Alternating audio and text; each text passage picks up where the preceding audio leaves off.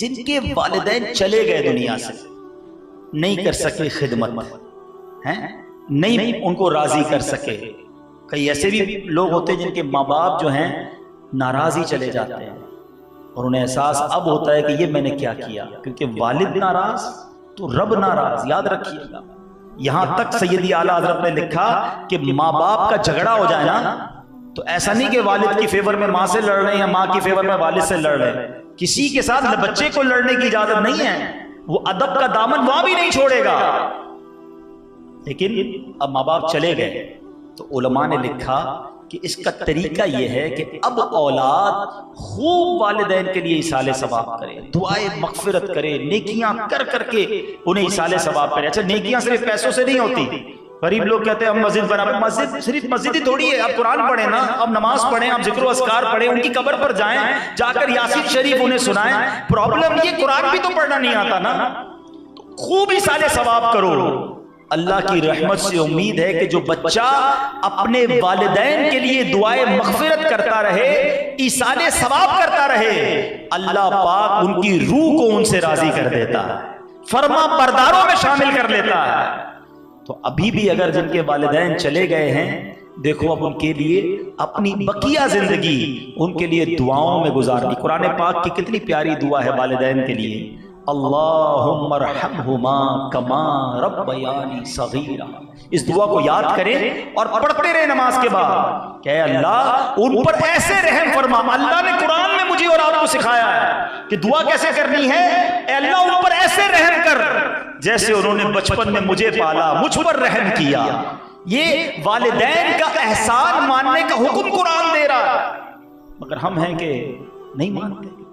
تو خدا را میرے وہ بچوں جن کے والدین حیات ہیں، تم خوش نصیب ہو. یقین کرو تم خوش نصیب ہو کہ اتنی بڑی نعمت موجود ہے. یہ وہ عظیم ہستیاں ہیں کہ حدیث پاک کا مضمون ہے جو اپنے والدین کو محبت کی نگاہ سے دیکھے انہیں حج کا ثواب عطا کیا جاتا ہے. تمہارے گھر میں ہے حج کا ثواب، مگر محبت کی نگاہ بھی تو چاہیے نا. والدین کو دیکھتے ہیں تیز نظروں سے، ڈرانے والی نظروں سے. تف ہے اس اولاد پر کہ ماں جس بیٹے سے بات کرنے میں ڈر رہی ہو کہ بات کروں گی تو لڑے گا، بیٹی سے بات کرنے میں ڈر رہی ہو کہ بات کروں گی تو الجھے گی. وہ بیٹی اور بیٹا کس کام کے کہ جن سے ماں باپ بات کرنے میں ڈرے. ارے ماں بات کرے، والد بات کرے تو ادب کے ساتھ جی لبیک حکم، یہ انداز ہمیں شریعت سکھاتی ہے. مگر یہ نہیں سوچتے اولاد آج کی. تو خدا را سب سے زیادہ حق ہے ماں باپ کا. آدھی رات کو دوست فون کرتا ہے، یار گاڑی خراب ہو گئی، پچھلے دنوں بارش ہوئی تھی نا یار، موٹر سائیکل پانی میں پھنس گئی، ارے ابھی آیا، جان حاضر. دوست کے لیے تم آدھی رات کو جا سکتے ہو. والد کبھی کہہ دے بیچارہ رات کو بیٹا ذرا دوائی لے آؤ، ارے ابو صبح بات کریں گے، آپ بھی پتہ نہیں رات کو فرمائشیں کرتے ہو. ماں کہے بیٹا پانی پلا دو، امی بہت تھک گیا ہوں. تمہارے پاس ماں باپ کے لیے ٹائم نہیں ہے. خدا کی قسم یہ خدمتیں کام آئیں گی. ماں باپ پتہ کیا ہستیاں ہیں. ہم کہتے رہتے ہیں امی دعا کر دو، ابو دعا کر دیں، یہ الگ بات ہے. جو دل سے دعا نکلتی ہے نا، ہم کہیں نا، مگر خدمت ایسی کرو کہ والد خود ہی ہاتھ اٹھا کر دعا کرے، یا اللہ میرے بیٹے کو بخش دے، میرے بیٹے کے مشکلیں آسان کر دے. ماں ہاتھ اٹھا کر اللہ کی بارگاہ میں دل سے دعا کرے. بھول گئے وہ واقعہ کہ ماں نے دعا کی تھی تو کسائی کو اللہ نے حضرت موسیٰ کا جنت میں پڑوسی بنا دیا. یہ ہے ماں کی دعا، والد کی دعا. اور والدین کی دعا اولاد کے حق میں بنی اسرائیل کے انبیاء کی طرح قبول کی جاتی ہے. مگر کام بھی تو ایسے کرے نا کہ وہ دعا دل سے نکلے. ہم کہتے ہیں ابو دعا کرنے بیچارہ کر دیتا ہے، دل پہلے ہی دکھا ہوا اس کا. یہ نہیں، میں نہ کہوں، کام ایسا کروں کہ وہ دل سے دعا کرے. تو خدا را اپنے والدین کی قدر کیجئے. جس کے والد زندہ ہے نا ان کا ہاتھ چومیں، جائیں ان سے کہیں کہ آپ کا بہت شکریہ، میں جو کچھ ہوں آج آپ کی وجہ سے ہوں. ادب کرو اپنے والد کا. پوچھو ان سے جن کے والد چلے گئے، بہت یاد آتے ہیں، ان کی شفقتیں، ان کی محبتیں سب یاد آتی ہیں. ایک جملہ والد کہہ دیتا تھا نا، بیٹا گھبرانا نہیں میں ہوں، یہی بہت تھا. یہ دل اتنا بڑا کر دیتا تھا. مگر اب وہ سر پر سایہ دار درخت نہ رہا، اب دھوپ ہے اور ہم ہیں. خدا کی قسم ماں باپ چلے جائیں نا تو بندے کو لگتا ہے تنہا صحرا میں کھڑا ہوں، اوپر کوئی درخت نہیں ہے، اوپر کوئی سایہ نہیں ہے، وہ دعائیں نہیں ہیں. آج ہیں تو قدر کر لو، دعائیں دے دو. اور چلے گئے تو اب ان کی قبر پر جا کر ان کو ایصال ثواب کرے. کتنی عظیم ہستیاں ہیں کہ جو بیٹا جمعے کے دن ماں باپ کی قبر پر جا کر سورہ یاسین پڑھے، ماں باپ کو تو جو ملنا ہے ملے گا، پڑھنے والے بیٹے کی بھی مغفرت کر دی جاتی ہے. یہ فیضان ان کی قبروں سے جاری رہتا ہے، مگر لینے والا بھی تو ہونا. اللہ پاک نے یہ والد اتنی بڑی نعمت دی ہے جو انگلی پکڑ کر سکھاتا ہے. والد ہمیشہ چاہتا ہے میرا بیٹا ترقی کرے. یاد رکھیں دنیا میں ہمیں کوئی ترقی دیکھنے میں عموماً لوگ پسند نہیں کر رہے ہوتے، حسد ہو جاتا ہے نا لوگوں کو، مگر ماں باپ وہ ہستی ہیں، اور خاص طور پہ والد کہ جب بیٹا ترقی کرتا ہے اسے خوشی ہوتی ہے، کیونکہ والد اور بیٹے کا جو رشتہ ہے، والد اور اولاد کا جو رشتہ ہے وہ اور رشتہ ہے، وہ بے لوث رشتہ ہے. وہ اپنے غم سہے گا، اپنے بچوں کو غمگین نہیں ہونے دے گا. بچہ ڈی مورلائز ہو جائے، بچہ کسی مشکل میں آ جائے، وہ اس کا حوصلہ بڑھائے گا، اسے کہے گا بیٹا گھبرانا نہیں، میں ہوں نا. حالانکہ وہ خود بھی گھبرایا ہوا ہے، وہ خود بھی ٹینشن میں ہے. ارے باپ بتاتا ہی نہیں گھر میں کہ میرے اوپر کتنی پرابلمز آئی ہوئی ہیں، اسے پتا ہے بچوں کو بتاؤں گا، بچوں کی ماں کو بتاؤں گا، سب ٹینشن میں آ جائیں گے. ان کو ٹینشن میں ڈالنے کی کیا ضرورت ہے؟ ارے میں ہوں نا، میں برداشت کر لوں گا. کبھی قرضے اٹھاتا ہے، کبھی مشکل زندگی گزارتا ہے، اپنے بچوں پر آنچ نہیں آنے دیتا. مگر اب بچے کی جب باری آتی ہے، جب بچہ جوان ہوتا ہے اور والد بوڑھا ہوتا ہے، ایک سٹیج آتا ہے کہ اب بچے کی باری آتی ہے کہ وہ ان کی خدمت کرے. یاد رکھیے گا اگر ہم اور آپ ساری زندگی بھی ماں باپ کی خدمت کریں، ان کا احسان نہیں اتار سکتے، ان کا بدلہ نہیں اتار سکتے، کیونکہ انہوں نے جب ہماری خدمت کی، جب چلنا نہیں آتا تھا، جب کھانا نہیں آتا تھا، جب بے لباس تھے، جب کمزور تھے، انہوں نے جب ہماری ہمت کی اور ہمیں ایک جس کو کہیں کہ تناور درخت بنایا. اب باری ان کی ہے. خوش نصیب ہیں وہ بچے، ایک بات یاد رکھیے گا، خوش نصیب ہے وہ اولاد جس کو ماں باپ کی خدمت کا موقع ملتا ہے. ورنہ کئی ماں باپ تو وہ ہوتے ہیں جو خدمت کا موقع بھی نہیں دیتے، خدمت ہماری کرتے کرتے دنیا سے چلے جاتے ہیں. بندہ کہتا ہے مجھے تو چانس ہی نہیں ملا، آخر وقت تک والد ہی ہمیں کھلاتا رہا، والد ہی ہمارے پر مہربانی کرتا رہا، ہماری ماں ہی ہم پر مہربانی کرتی رہی. ارے ہمیں تو موقع ہی نہیں دیا کہ ہم ان کی کچھ خدمت کر سکیں. اور اس سے بڑا بد نصیب کون ہے جس کو والد یا والدہ کی خدمت کا موقع ملا. عرب کہتا ہے یہ بوڑھا بوڑھی کی وجہ سے پریشان ہو گیا، اتنے پیسے باپ پہ خرچ کروں، اتنے پیسے ماں پر خرچ کروں. تف ہے اس اولاد پر کہ جو اپنے والدین کی خدمت کو بوجھ سمجھتے ہیں. خدارا یہ میرے اور آپ کے روپیوں کا، پیسوں کا نصیب ہے کہ وہ والدین پر کچھ خرچ ہو جائے، کیونکہ ساری زندگی تو انہوں نے خرچ کیا نا، جو کچھ دیا انہوں نے دیا. اور اب اگر باری مل جائے، موقع مل جائے تو اس کو سعادت سمجھنا چاہیے. ایک بات یاد کر لو جتنے نوجوان مجھے سن رہے ہیں، کہ میں اور آپ جو کچھ ہے نا، اگر شہرت ملی، دولت ملی، عزت ملی، یہ ماں باپ کا صدقہ ہے. اور اس میں والد کا بہت بڑا کردار ہے. بعض اوقات ہم والد کو ایکنالج بھی نہیں کرتے، مہربانی بھی نہیں کہتے، شکریہ بھی نہیں کہتے. حالانکہ اگر میری ماں مجھے کھلاتی ہے، میری ماں سینے لگاتی ہے، میری ماں مجھے کوئی چیز دلا کر دیتی ہے، تو پیچھے سے ماں کو پیسے کون دیتا ہے؟ کما کے لا کر کون دیتا ہے؟ ارے پورے گھر کا پلر ہوتا ہے والد. مگر والد کو نارملی کوئی ریکگنائز نہیں کر رہا ہوتا، اس کا شکریہ نہیں کہہ رہا ہوتا، اس کی اس تکلیف کو نہیں مان رہا ہوتا. حالانکہ پورے گھر کا محسن، پورے گھر کے لیے سایہ دار درخت اگر کوئی ہے تو وہ ہمارا والد ہے، جو بیچارہ محنت کر رہا ہوتا ہے، ہمیں سایہ دے رہا ہوتا ہے، ہمیں نواز رہا ہوتا ہے. اور یہ میں نہیں کہہ رہا کہ جو کچھ ملا یا میرے پاس جو کچھ ہے وہ میرے والد کا ہے، یہ میں نہیں کہہ رہا. میں آپ کو ایک واقعہ سناتا ہوں، اور یہ نبی پاک کے دور کا واقعہ ہے. واقعہ سنیے گا، اتنا جس کو کہیے کہ دل پہ لگنے والا واقعہ ہے کہ پیارے آقا علیہ الصلوۃ والسلام کی بارگاہ میں ایک بیٹا باپ کی شکایت لے کر آ رہا ہے کہ حضور میرا والد جو ہے میرا مال لینا چاہتا ہے. نبی پاک نے فرمایا اچھا ایسا کرو اپنے والد کو لے لو. والد کو لے کر آیا، بوڑھا والد بھی آ گیا. تو نبی پاک نے فرمایا تمہارا بیٹا کہتا ہے کہ تم اس کا مال لینا چاہتے ہو. اس کی حضور ذرا اس سے یہ بھی تو پوچھے مال لے کر کرتا کیا ہوں؟ اس سے پیسے مانگتا ہوں، اس کے بعد ان پیسوں کا کرتا کیا ہوں؟ میں کیا فضولیات پہ اڑاتا ہوں یا اپنے عزیز و اقارب کی مہمان نوازی کرتا ہوں اور اپنے بال بچوں پر ضروریات پر خرچ کرتا ہوں. میں اور کچھ نہیں کرتا, پیسے لیتا ہوں اس سے ضروریات پر بچوں پہ خرچ کرتا ہوں, اپنے کچھ رشتہ داروں کو دیتا ہوں. ابھی گفتگو جاری ہے, اتنے میں جبریل امین حاضر ہوئے. کہ حضور اس والد نے دل ہی دل میں کچھ اشعار لکھے ہیں, ابھی تک اس کی زبان, اپنی زبان پر بھی وہ شعر آئے نہیں ہیں. بچے کے اس رویے پر اس والد نے کچھ اشعار لکھے ہیں, حضور آپ اس سے کہیے کہ وہ اشعار سنائے.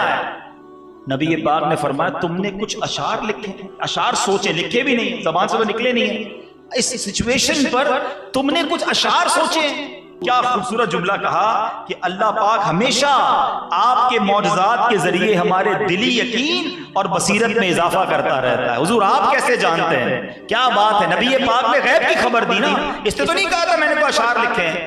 اب اس والد نے وہ اشعار سنائے نبی پاک, اس کا عربی میں ہے, اس کا اردو ترجمہ سنیں.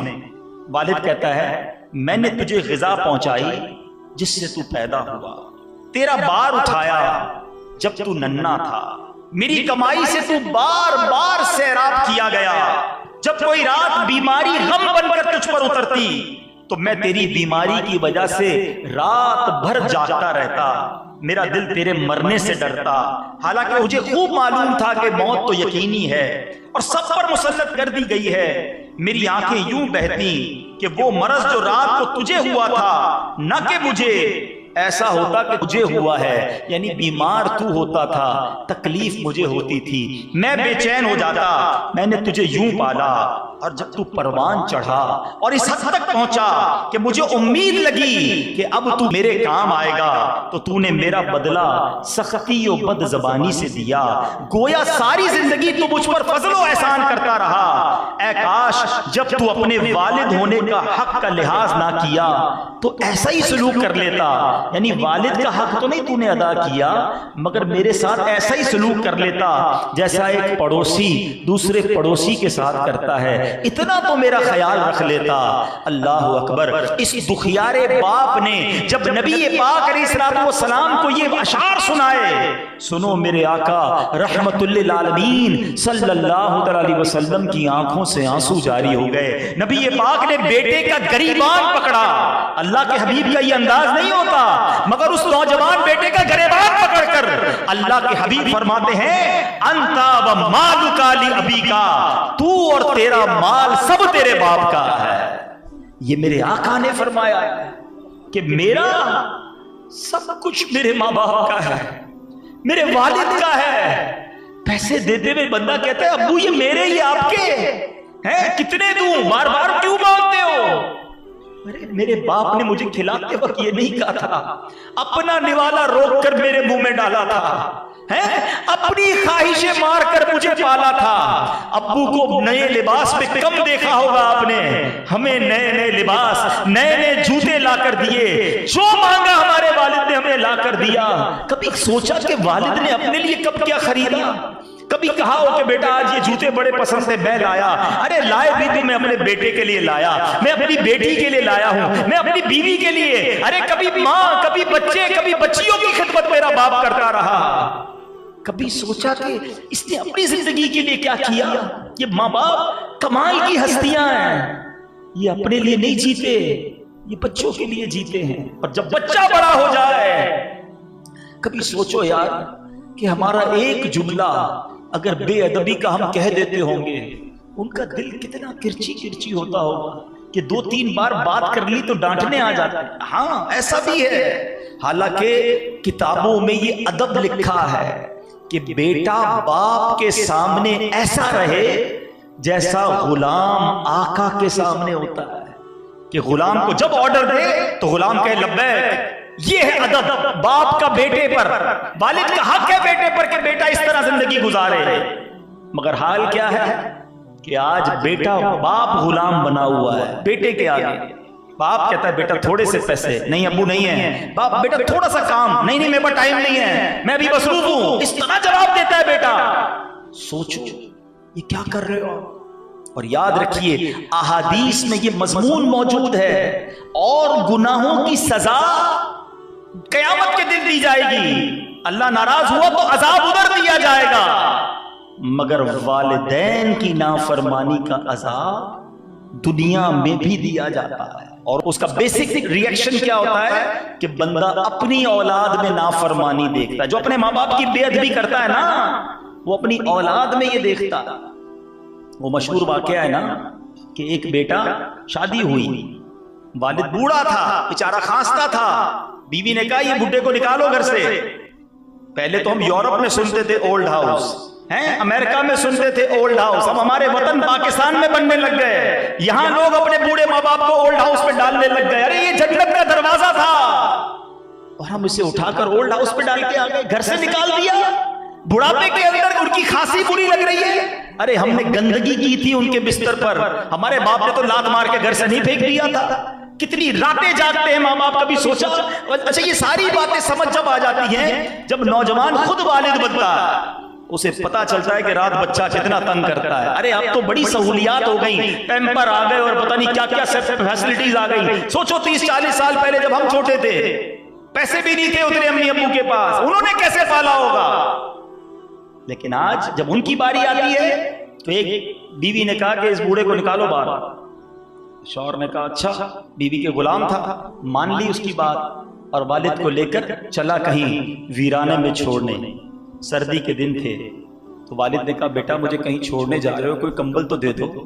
تو جو نوجوان تھا نا، اس کا ایک چھوٹا بیٹا بھی تھا، یعنی اس والد کا پوتا، کہتا دادا جان میں آپ کے لیے کمبل لاتا ہوں۔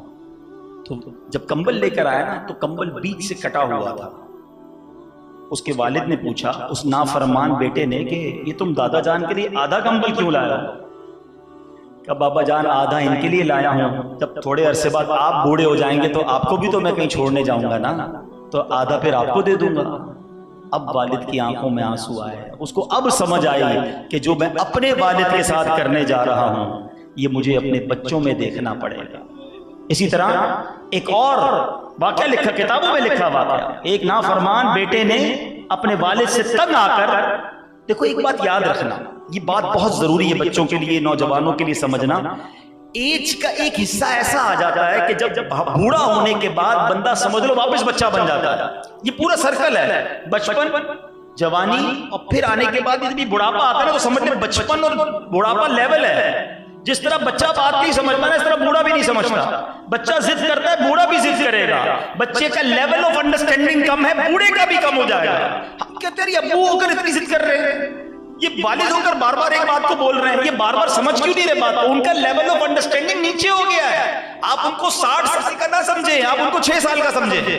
آپ 6 سال کے بچے سے لڑتے ہیں، 6 سال کا بچہ کہ نہیں ابو مجھے لینا ہی لینا ہے، میں کہہ رہا ہوں مجھے لینا ہے، آپ کہتے ہیں آپ کو پیار آتا ہے، یار بچہ ہی ہے۔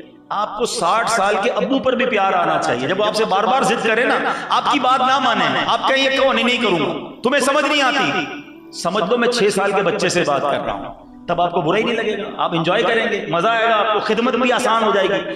ہمیں غصہ اس لیے آ جاتا ہے، اول تو آنا نہیں چاہیے کہ یار یہ اتنے بڑی عمر کے ہو کے بات کیوں نہیں سمجھ رہے۔ مجھے اور آپ کو یہ انڈرسٹینڈ کرنا ہوگا کہ اس عمر میں جا کر انڈرسٹینڈنگ لیول کم ہو جاتا ہے، لیکن بد نصیب ہے جو اس میں بدتمیزی کرتے ہیں ماں باپ سے۔ ایک بیٹے نے تنگ آ گیا اور والد کو گاڑی میں بٹھایا اور پلان کیا کہ فلاں نہر کے کنارے جا کے دھکا دے دوں گا۔ اس پل پہ جب گیا نا، باپ سمجھ گیا، کہتا ہے بیٹا ایسا کرو یہاں نہیں، تھوڑا اور آگے جا کے جہاں پانی گہرا ہے نا وہاں جا کے دھکا دینا۔ تو کہتا ہے والد صاحب یہ آپ کیا کہہ رہے ہیں؟ کا مسئلہ یہ ہے کہ اسی جگہ پر میں نے بھی اپنے والد کو دھکا دیا تھا، آج جو تم میرے ساتھ کرنے جا رہے ہو نا یہ میں نے اپنے والد کے ساتھ بھی کیا ہے، اس لیے مجھے اس کی سزا یہ مل رہی ہے۔ تو مکافات عمل ہے، جو اولاد اپنے والد کا ادب کرتی ہے آگے جا کر اس کے بچے بھی اس کا ادب کرتے ہیں۔ آپ کو میں ایک ایزی فارمولا دے دیتا ہوں نا، آپ کو کسی والد کے بچے ہاتھ چومتے نظر آئے نا، آپ اس کو روک لو، پوچھو لگتا ہے تم نے بھی اپنے والد کا بڑا ادب کیا؟ وہ کہے گا ہاں الحمدللہ میں نے بھی کیا، اللہ اس کی اولاد فرما بردار بنا دے گا۔ تو اپنی اولاد کو فرما بردار بناؤ، مرنے کے بعد کام آئے گی، اور اپنے والدین کا خدارا ادب کرو اور والد سے پیار کرو، والد کو ڈسکریج نہ کرو۔ وہ نہیں کہتا میں تم سے پیار کرتا ہوں، اصل میں پرابلم پتہ ہے کیا ہے؟ پرابلم تو نہیں ہے لیکن ایک حقیقت ہے، ماں جو ہے نا وہ سینے سے چمٹائے گی میرا بیٹا میرا لال، یہ والد نہیں کرتا۔ والد کہتا بھی نہیں میں تم سے پیار کرتا ہوں، ورنہ وہ سب سے زیادہ تم سے پیار کرتا ہے، کیونکہ وہ سب کچھ تمہارے لیے تو کر رہا ہے۔ اگر وہ زبان سے کہتا نہیں میں تم سے پیار کرتا ہوں، مگر اس کے دل میں بہت پیار ہے تمہارے لیے، تو کم از کم اس کو ایکنالج تو کرو، ریئلائز تو کرو، اسے اس محبت کا صلہ تو دو۔ کبھی آپ بھی کہو گے والد صاحب میں جو کچھ ہوں آپ کی وجہ سے ہوں، آپ نے میرے پر اتنے احسان کیے، دیکھو اس کی آنکھیں نم ہو جائیں گی۔ نہیں کہتے والد سے، بات بھی نہیں کرتے والد سے، ملتے بھی نہیں ہیں۔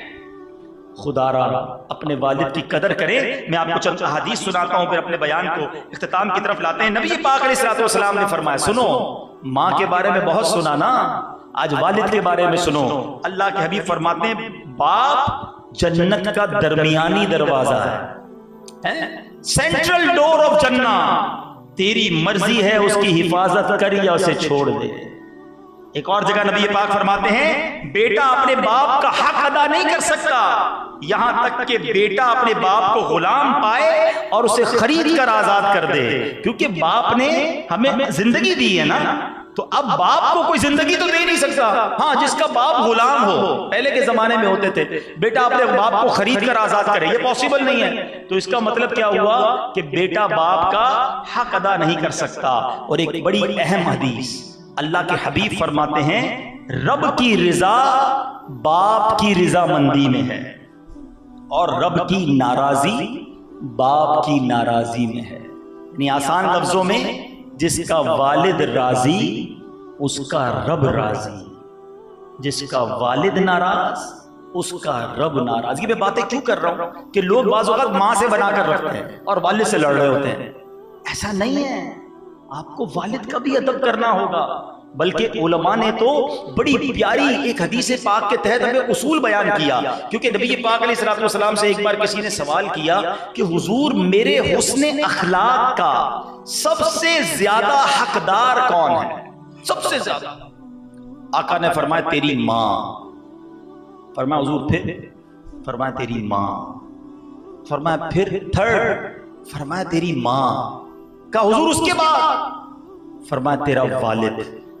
علماء نے اس پوری حدیث پر بحث کی ہے کہ نبی پاک کی زبان سے جو لفظ نکلتا ہے نا وہ حکمت بھرا ہے، فضول تو ہے ہی نہیں۔ 3 بار ماں کہا، 1 بار والد کہا، واٹ از دا ریزن؟ وجہ کیا ہے؟ علماء کہتے ہیں ماں کے 3 احسان ہیں، پیٹ میں پالتی ہے 9 ماہ، ولادت کے وقت کی تکلیف اٹھاتی ہے اور پرورش کرتی ہے، اور والد کا ایک احسان ہے کہ اس نے ہماری پرورش کی ہے۔ اس لیے ماں کے بارے میں 3 بار فرمایا، والد کے بارے میں 1 بار۔ مگر علماء نے اس حدیث کو سننے کے بعد کیا خوبصورت مدنی پھول دیے کہ ایسا نہیں کہ والد سے پیار ہی نہیں کرنا، ماں کے 3 حق ہیں۔ فرمایا خدمت ماں کی زیادہ کرے، عزت والد کی زیادہ کرے، کیونکہ وہ تمہاری ماں کا بھی شوہر ہے، تمہاری ماں کا بھی سرتاج ہے، تو ادب و احترام وہ والد کا زیادہ ہوگا۔ تو بہرحال میرے میٹھے اسلامی بھائیوں، جن کے والدین حیات ہیں خوب ان کی خدمت کریں، ان کی برکتیں لیں اور اس خدمت سے جی نہ چرائیں۔ میں دوبارہ یہی کہوں گا، خوش نصیب ہے وہ اولاد جن کو والد اور والدہ کی خدمت کا موقع ملتا ہے۔ اس کو غنیمت جانو، اس کو اپنے اوپر بوجھ نہ سمجھنا، تمہارے پیسوں کا نصیب ہے کہ ان پر خرچ ہو جائے۔ مجھے اپنی مرحومہ والدہ یاد آ رہی ہے کہ جو بھائی لوگ بتاتے ہیں، کیونکہ میں تو پاکستان میں نہیں تھا، بغداد شریف میں تھا، کہ جس رات انتقال ہوا اس رات کا کھانا بھی امی نہیں بنایا تھا، نہیں دیا خدمت کا موقع، ایسے ہی چلی گئی۔ ان کی دعا یہ ہوتی تھی کہ یا اللہ اپنے در کے سوا کسی کا محتاج نہ کرنا، مجھے کبھی محتاج نہ کرنا، اور اللہ پاک نے ویسے ہی دے دیا۔ والد صاحب ہمارے اللہ پاک جنت نصیب کرے، ہمیشہ پیاری دیتے رہے، رہنمائی کرتے رہے، انگلی پکڑ کر چلایا، کچھ دن بیمار رہے، اور والد صاحب کی جو بیماری بھی ہے نا، وہ اگر میں یہ کہوں تو غلط نہیں ہوگا کہ وہ اللہ کی راہ میں گئے تھے، وہ نماز پڑھنے مسجد میں گئے اور مسجد میں گرے۔ جب مسجد میں گرے تو انہیں وہاں چوٹ لگی، اور اس چوٹ کی وجہ سے وہ ہاسپٹل گئے، اور اس کے بعد وہ واپس نہیں آئے۔ تو وہ اسی بیماری میں اللہ کی راہ کے اندر، مسجد کے اندر سمجھ لیں ایک طرح سے ان کو چوٹ لگ گئی، وہ گر گئے اور سر پہ چوٹ لگی تھی، تو بس وہ چلے گئے دنیا سے۔ اللہ پاک ان کے صدقے ہماری مغفرت فرمائے، ان کے درجات کو بلند فرمائے۔ اب آخری بات، والدین یا تو ہمارے دنیا میں ہیں، یا کئی وہ ہیں کہ جن کے والدین دنیا میں نہیں ہیں، لیکن ماں باپ کی جو خدمت ہے نا اور ماں باپ کی جو برکت ہے، بعض لوگ اس سے بڑا دور رہتے ہیں، اس کو ریئلائز نہیں کرتے کہ یہ ہستیاں کتنی بڑی ہیں۔ اچھا، ماں کے بارے میں ہم بہت سنتے ہیں، ماں کی دعا، جنت کی ہوا، یقیناً ماں کے پیروں تلے جنت ہے، ماں کی قدموں کو جنت کی چوکھٹ کہا گیا، اور ماں ماں ہی ہوتی ہے، نو ڈاؤٹ، دیر از نو کمپیریزن، ماں کا کوئی دنیا میں نعم البدل نہیں ہے۔ لیکن والد کے حوالے سے بعض اوقات وہ فیلنگز نہیں ہوتی ہیں، والد کے حوالے سے وہ محبت کا اظہار بھی نہیں ہوتا ہے۔ ایک شخص کے 4 بیٹے تھے، وہ بیمار ہوا تو ایک بیٹے نے بڑا عجیب فارمولا اپنے بھائیوں کو پیش کیا کہ ایسا کرو، یا تو تم تینوں مل کر ماں والد صاحب کی تیمارداری کرو، لیکن اتنی بڑی نیکی کماؤ گے تو پھر وراثت میں حصہ نہ لو، اور اگر مجھے یہ کام دے دو کہ میں والد کی تیمارداری کروں پھر تم نہ کرو، میں ساری خدمت کروں گا، مجھے وراثت میں کوئی حصہ نہیں چاہیے۔ بڑی عجیب سی بات تھی، پیسے کون چھوڑتا ہے، مگر وہ بھائی جانتا تھا کہ ماں باپ کی خدمت میں کیا ہے، والد کی خدمت کا اجر کیا۔ تو اس نے کیا کیا، تینوں بھائیوں نے کہا اس سے اچھی کیا بات ہے، ٹھیک ہے والد کی خدمت بھی کرو، پیسے بھی نہیں لوگے، تمہارا اپنا حصہ بھی چھوڑ رہے ہو۔ تو بہرحال یہ فارمولا سیٹ ہو گیا، وہ بھائی اکیلا بیٹا اپنے والد کی خدمت کرتا رہا۔ کچھ عرصے کے بعد والد کا انتقال ہو گیا، اس نے کوئی حصہ نہیں لیا کیونکہ وعدہ کیا تھا میں والد کی خدمت کروں گا، میراث میں حصہ نہیں لوں گا۔ اب کیا ہوا، ایک رات کسی خواب میں اس کو ایک آواز آئی کہ فلاں جگہ پر جاؤ، وہاں 100 دینار موجود ہیں، 100 دینار یعنی سونے کے سکے موجود ہیں، وہ لے لو۔ تو ایک شخص نے خواب میں بتانے والے سے پوچھا کہ ان 100 دینار میں برکت ہے کہ نہیں؟ اس نے کہا نہیں، برکت نہیں ہے۔ صبح اٹھا، اپنی بیوی کو کہا کہ میں نے خواب دیکھا ہے، ایک جگہ بتائی گئی ہے کہ وہاں 100 دینار ہیں، مگر میں نے لینے سے انکار کر دیا کیونکہ اس میں برکت نہیں ہے۔ بیوی نے کہا عجیب آدمی ہو، پہلے میراث چھوڑ دی، اس میں بھی حصہ نہیں لیا، 100 دینار سونے کی اشرفیاں مل رہی ہیں، تم غریب بھی ہو، حصہ تو لے لیتے۔ کہتے نہیں مجھے نہیں چاہیے، برکت نہیں تو مجھے وہ مال نہیں چاہیے۔ رات پھر خواب میں سویا، پھر اس نے خواب میں اس کو ایک جگہ دکھائی گئی کہ فلاں جگہ پر 10 سونے کی اشرفیاں، 10 دینار پڑے، لے لو۔ کہتے یہ بتاؤ برکت ہے کہ نہیں اس میں؟